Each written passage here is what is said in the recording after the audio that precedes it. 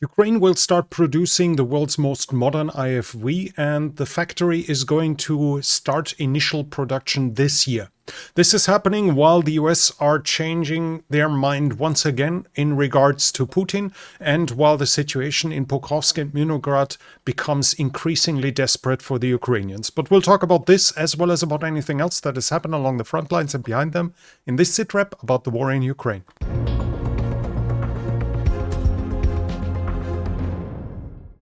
The Ukrainians have once again hit refineries. Here we have a strike on the refinery in Dagestan. The Ukrainians also hit a refinery in Ryazan.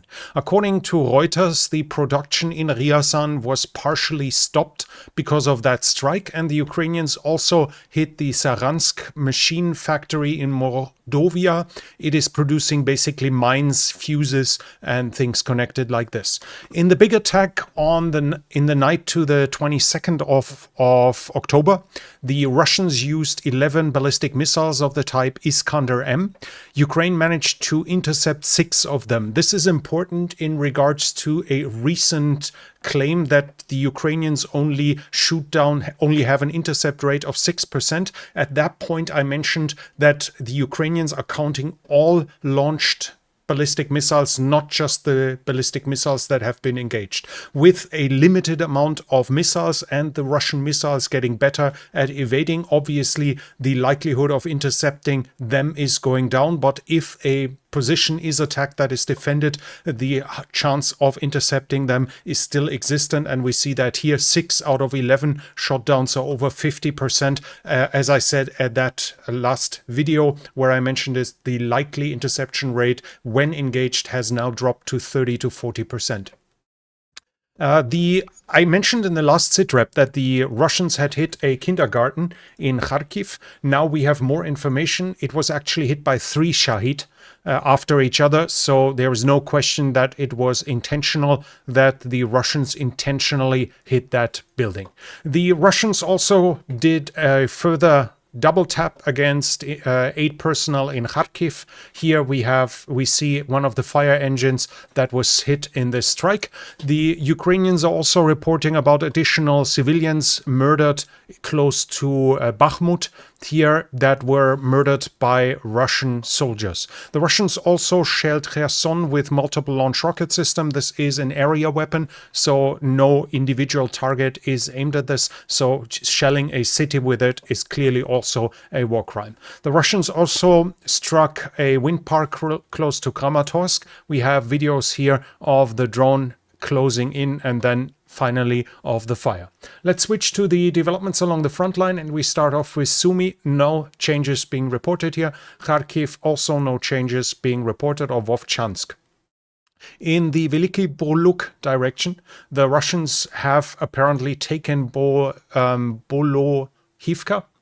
We had that in the last sitrep that the Russians were directly north of it. Now we have a geolocation of them in the center of town. So the Russians probably took Bolohivka, and the area that has to at least be considered contested, if not occupied by the Russian, is probably now more or less connected from west to east in this direction.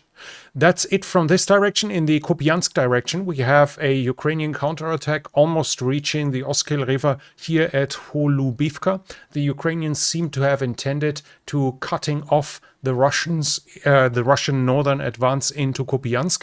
The fact here is, though, that the video shows 2 Ukrainian IFVs being struck, and it seems that all the soldiers on board became KIA in this. This is one thing we have with all of these geolocations, which we should remember, that in many cases, while they prove that the soldiers have been at a certain position, it does not prove that this is afterwards occupied by them. It just shows us a glimpse of a moment where one side has been engaged, and usually these videos are coming from soldiers being engaged, so often enough being neutralized afterwards. The Russians have also advanced to the southeast of Kupiansk. They have actually reached the town of Kurilivka. They show the flag here. Now, again, this can be an infiltration. The Russians are using this for months now to show a flag where they've actually no control, but still they have reached the town of Kurilivka with their infiltration troops, and thus managed to advance quite significantly in the center of the bridgehead on the other side of the Oskil. That was it from this direction. The next news we have are from Leman. Here in Leman we have the Russians north of Stavki advancing. Here again a little bit north of Stavki. This should be more or less at this point here. The Ukrainians have advanced west have been spotted west of Saryczne. This is the Ukrainians, let me show you. Here, right at the western edge of Saryczne, the Ukrainians have been spotted. This is here at this point. This is not an advance, as I initially said. This is a trench system that is likely still under Ukrainian occupation. So the green area should probably extend more or less like this here. So more a clarification than a massive change. The Ukrainians have advanced though inside of Toretsk in the southern part here.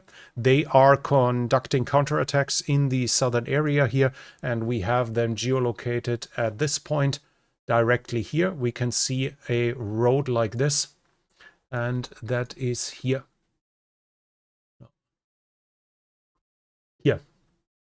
We have the Ukrainians at this point here, having advanced a little bit into the previously held Russian area, actually more or less this point here.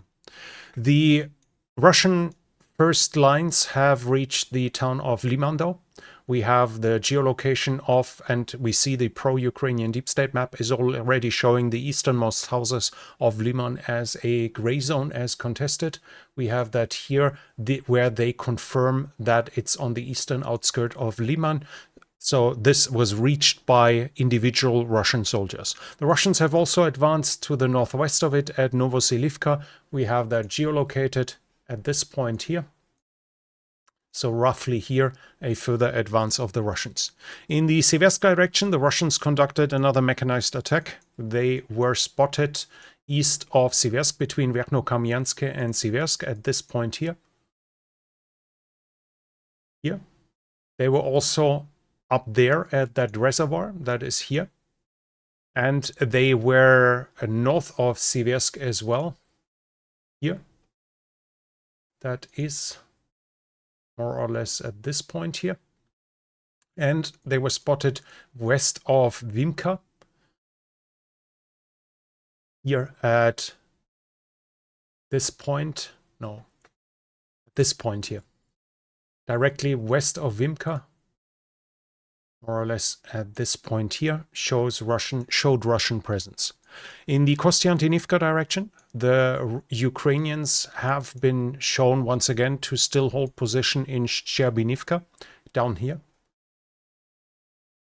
In the northern part, the Ukrainians still have a presence in this area, but this is getting more and more dangerous as the next geolocation shows a Russian soldier being hit right here, basically 200 meters away from the reservoir, cutting the ground lines of communication. Now, this does not mean that the area is now occupied by the Russians, that they have it under control, but we talked about it a couple of times already in the past, that communication towards the south is likely only possible with drones now, that the Ukrainians are actually able to drive down there, unload something or load wounded, load rotation and drive back, and all of this without being hit seems close to impossible as of now. And as we can see, the Ukrainian positions south of the reservoir are in the process of being completely cut off.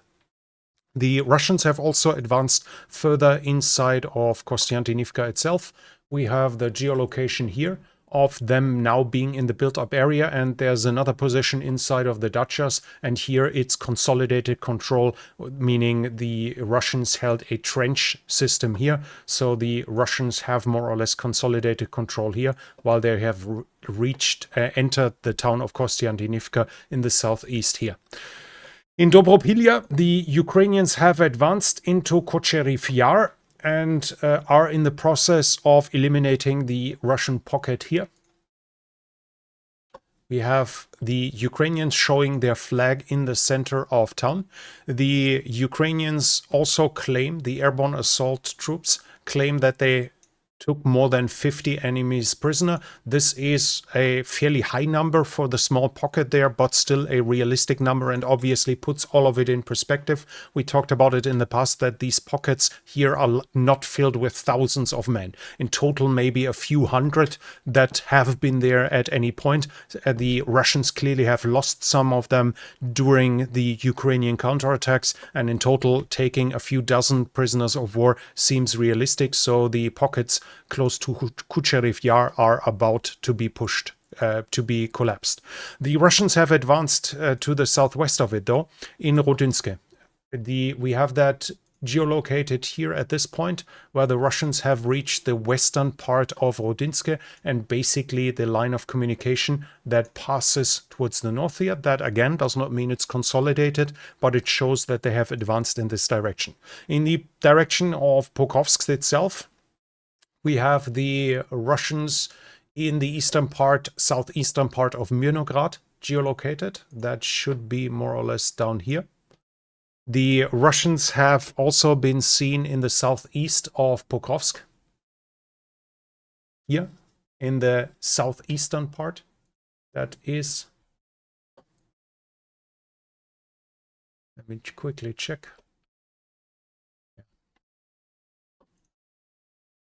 More or less in this area here.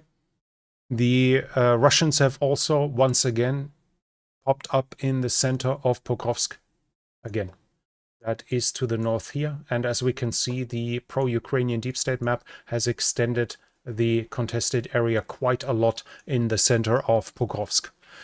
In the direction of Pokrovsk, we have changes. The Russians have advanced in Novoselivka. This is here. We have geolocations of the Russians in the northern part of Novoselivka. Recently, they had consolidated in the southern part. Now we see them in the northern part. Probably Novoselivka is now taken by the Russians.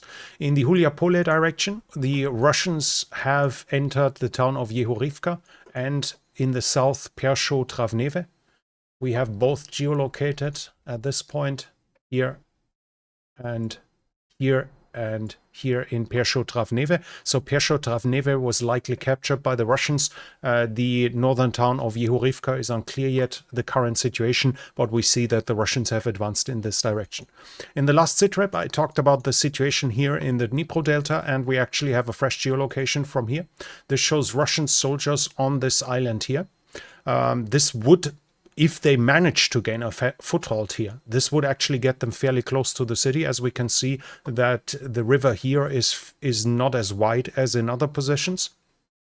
And the built-up area here is quite extensive, but so far there is no proof that they actually managed to consolidate here. And even if they were, obviously supplying it would be fairly difficult. If the Ukrainians muster the necessary resources, they should be more or less able to intercept most of what is being transported to the other side. So at this point, I'm still not really worried that the Ukrainians might lose the other side of the river, even though we now have geolocation too of Russian positions on the other side of the Dnipro. Overall, the situation, especially around Pokrovsk, is getting critical. We have the Ukrainska Pravda talking about the situation here. They are saying 250 Russian soldiers are now operating inside of Pokrovsk itself. The Ukrainian positions are no longer connected. They have positions here and there, but this allows the Russians to operate in between them. Ukrainians are even still south of Pokrovsk. We saw that recently in geolocations, but there is basically no more connection to them. Occasionally they get resupplied by drone, but some of the positions are only occupied by wounded personnel, so they are basically lost and cut off.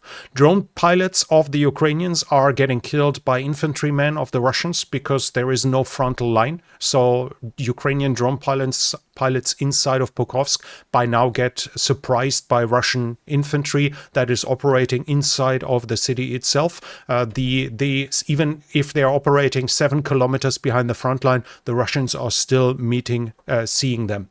Also, anti-tank and artillery troops are also being attacked by the Russian infantrymen because they're operating in 70% of Pokrovsk itself. The ground lines of communication are so under pressure, according to the Ukrainska Pravda, which talked to 2 Ukrainian officers commanding there. The situation is so under pressure that the Ukrainian soldiers have to walk 10 to 15 kilometers loaded up with resupply because the lines of communications are so cut off. Mynograd, further to the east, is also under pressure by the Russians, and obviously the lines of communication are increasingly desperate. We talked about it, that this is the main line of communication for the Ukrainians. We recently had the Ukrainians visibly operating along this road. This is now an area where the Russians are actually operating inside of Pokrovsk and thus can intercept Ukrainian communications. And Rodinske is now also and the Russians are now also inside of Rodinske, threatening or basically cutting off the northern line of communication as well, meaning that all that's left is more or less this road here, and this road is obviously fully in FPV drone range, and thus the resupply and potential withdrawal of Ukrainian troops from the Pokrovsk-Mynograd pocket will be extremely dangerous. The situation is the same here south of Kostiantynivka. We more or less have the same situations of the Ukrainians holding positions that are basically cut off again. We recently even had Ukrainian soldiers inside of Toretsk still, and the deep state map that has proven to be mostly accurate would indicate that there's potential Ukrainian positions in this area here as well. So the Ukrainians are operating in areas where they have basically lost any ground line of communication. There are only 2 ways to interpret this situation. These are happening. Either we take the easy way and say that's incompetence from the Ukrainian commanders, or it's a deliberate sacrifice of soldiers. The Ukrainians are slowing down the Russians to a degree that is immense. We can see it on the map that the Russians are basically not advancing at all. One of these reasons is that they do not give up positions. Even positions that are threatened, where a look on the map would indicate they have no chance of being resupplied there, they still fight there, and they still fight there months later. This is obviously slowing down the Russians to an insane degree. They hold positions for months that are basically cut off, where a look on the map would dictate a forced withdrawal. This is done at a high personal and material cost, no question, but they do delay the Russians. In the end, war fighting is always taking risks with the lives of soldiers to achieve military goals. The soldier ordering an assault on a well-defended position that can't be bypassed knows that in the evening, very likely not every one of his soldiers will still be alive, and he's still giving the order by simply weighing the military goal that needs to be achieved with the lives of the soldiers. And if the goal is important enough, then losing men in this is fairly acceptable. This is cynical, obviously, but at the same time, it is normal inside of war. Assaults cost human lives, and officers do know that by ordering this. It's one option, or I think the Ukrainians are basically doing this here as well, at least on a certain level, not necessarily the commanders in place, but at least at a higher level, they simply accept the losses, but at the cost, the losses as a necessary cost to delay the Russians for months and for months, because we've seen how slowly the Russians are advancing, and one of the reasons is that the Ukrainians do not immediately withdraw the moment that the Russians are on their flanks. This is slowing down the Russians for years, basically, this very tactics. So the defense of pockets and not an immediate withdrawal is allowing the Ukrainians to slow down the Russians to that degree. Whether that bill in the end is working out cannot seriously be decided from the distance, because it would require us to know the exact losses that the Ukrainians are suffering, the exact things that the Ukrainians are doing with the time that is gained, how much of it is being used to create reinforced positions, how much material losses they are suffering. In the end, there are internal decisions being made here that might be fully logical or that might be insane, and deciding it from behind a computer at a fair distance away would simply be nonsense. So I think this is a deliberate decision from the Ukrainian side to simply delay the Russians, and we can see it works, but it definitely comes at a high cost, and whether that's worth it or not, only the Ukrainians can more or less answer this. To go back to the other developments, the nuclear power plant in Zaporizhzhia is reconnected to the power grid. The Russians and the Ukrainians made a local ceasefire to allow for this. And the Russians also flew a Sukhoi 30 fighter jet and an Ilyushin 78 tanker on the 23rd of October in Lithuanian airspace. Two Eurofighters were launched to intercept them, and the Russian planes left Lithuanian airspace again. In troop generation from the Russian side, the Russians are saying they will use reservists in the rear area to protect this rear area. They mention fire teams against drones. Obviously, it's possible that they will start using them along the front line as well. And we have interesting developments from other parts too. We have a mill blogger who takes care, who comments on the situation in the north, mostly Sumi. He said he publishes a letter from a territorial unit, from the family members of a territorial unit, and who are asking for evacuation. He mentions that their commander simply sent them into assaults. This is likely a unit that was created to protect a local area. When the Ukrainians invaded Kursk, the Russians were standing up units like this, where local volunteers would sign a contract to defend their local area, but only their local area. So they were not signing general contracts with the Russian military, but apparently local commanders do not care too much and are sending them still in assaults at other positions. This is obviously not too much of a surprise if this is being observed, if there's an observation of the current developments inside of Russia, but to some Russian family members, this is still a surprise. In the political area, the meeting between Trump and Putin is now cancelled. According to Bloomberg, Marco Rubio had a phone call with the foreign minister of Russia, Lavrov, and after that, all meetings were cancelled. It became clear that the Russians show no willingness to negotiate in any way seriously. Rather, they wanted to gain time once again. Rubio told that to Trump and was apparently able to convince him with this. One of the reasons were fresh sanctions of the United States against Russian oil, and the Putin told Trump that that US sanctions can't hurt them. Trump apparently took this as a challenge and said, let's see in 6 months if he is still saying this.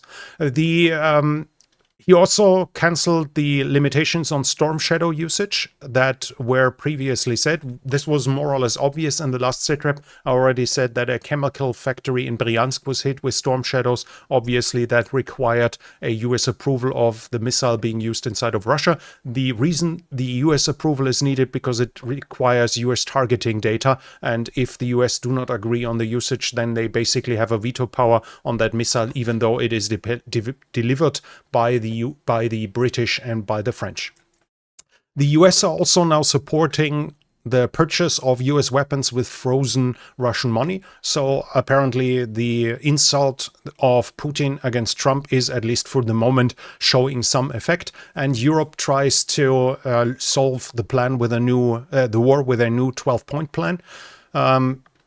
There's going to be a peace board under the leadership of Donald Trump that would oversee its implementation. That's a clear nod towards Trump, who would probably like something like this. We look at the Gaza implementation there, where he's also supposed to be the head of this institution.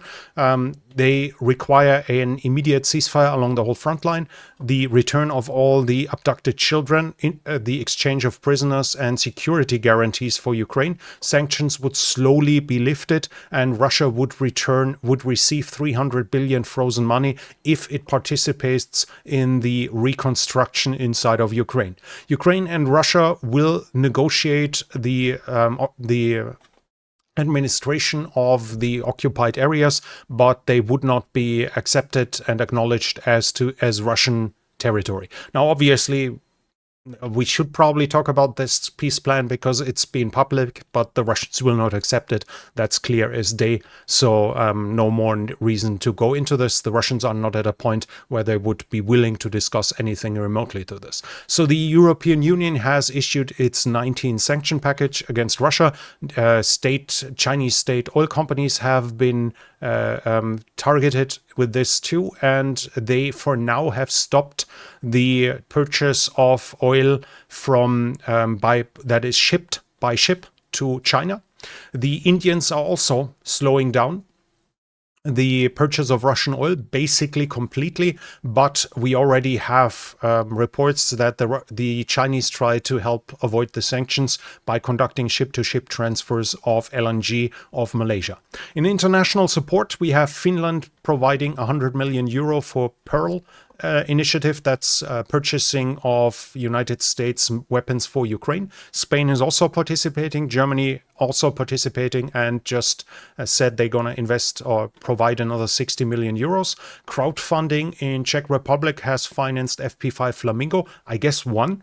And the UK have started mass production of Ukrainian interception drones, or is going to start about this. This is clearly a smart move. It will mean technology transfer. It will allow the British to build up capacities for that production. Without being forced to purchase it themselves. In the current sphere, drones are very important, but they are getting obsolete within months. So any nation that builds up its domestic industry needs to do something with it. Either they need to subsidize it, which doesn't make too much sense if nothing is being produced, or they need to purchase huge number to allow for a scalable industry. But what to do with those drones when they are obsolete within a year?